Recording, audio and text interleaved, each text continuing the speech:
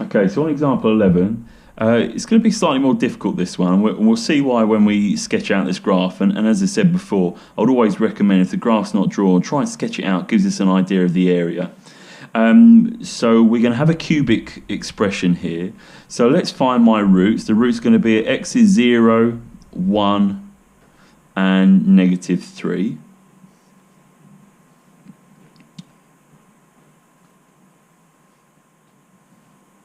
So that means we've got a positive cubic, so all the x's are positive here. So we're going to be coming up, down, and then turning around. Now we want to find the area bound between the graph and the x-axis. Now what that means is we've got two separate areas. We've got this first one here, and then we've got the one that goes below the x-axis. Now here's the thing.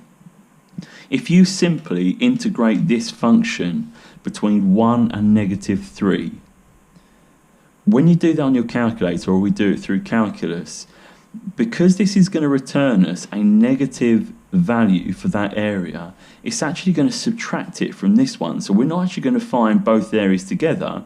We're actually just going to find this first area, subtract this second smaller area. We don't want that.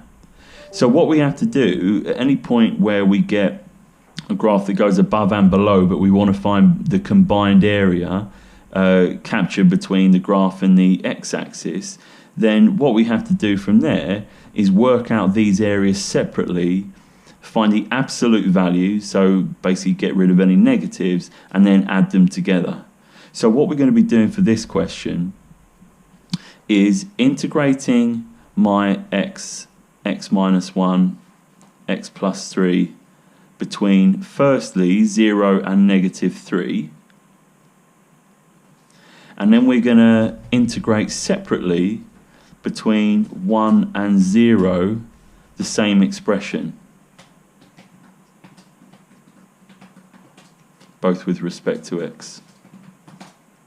Now, typically, if we had something that came down, touched, then went back up, we could just add them together. In this case, because we know that this is below the x-axis, is going to give us a negative outcome, and I want to turn that positive, what I can do, I can still put a plus in there, but I can put these modulus signs around the whole thing, and that basically says, well, we're going to return the positive value of all that.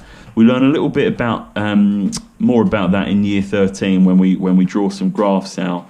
But you've probably met it in some of the vectors and mechanics as like magnitude. So basically, just give us the positive value of what this is. And if we put this into our calculator, so let's just do the first one first. I won't go through the integration because we'd have to expand out the brackets. You should be doing this in your work for the method marks, but I'll just use my calculator for now.